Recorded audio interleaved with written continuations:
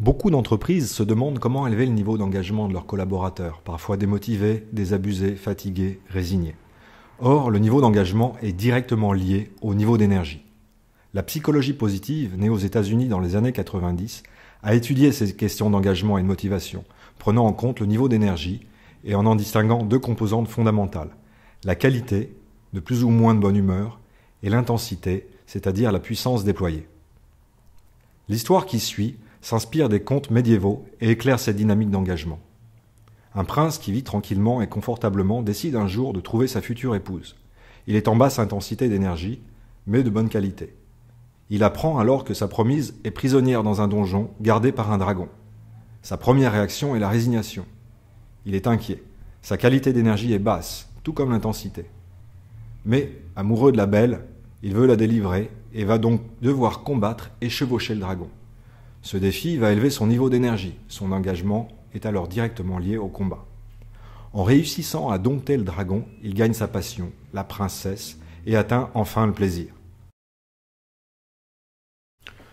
Deux leviers permettent d'élever ce niveau d'énergie. Le défi, l'individu va alors se mobiliser pour entrer dans le combat et chevaucher le dragon. Et puis le deuxième, le talent, la vocation. La vocation, du latin vocare, la voix, est cette voix qui au fond de nous, nous appelle vers ce qu'il y a de plus important pour nous. Le talent est composé de ces qualités uniques que chacun possède à la naissance et que l'écoute de la vocation va permettre de développer au cours de la vie, ce qu'il y a de plus important pour nous. En étant dans l'expression de son talent, l'individu rencontre la passion, le plaisir, ce que la psychologie positive appelle le flow, un état d'énergie dans lequel le temps n'existe plus.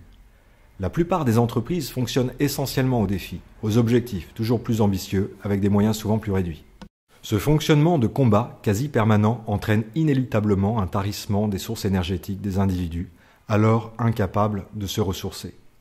La clé d'un engagement durable est donc un équilibre défi et talent qui permet de se développer, de faire grandir le talent, stretching skills, c'est-à-dire l'art d'étendre les talents.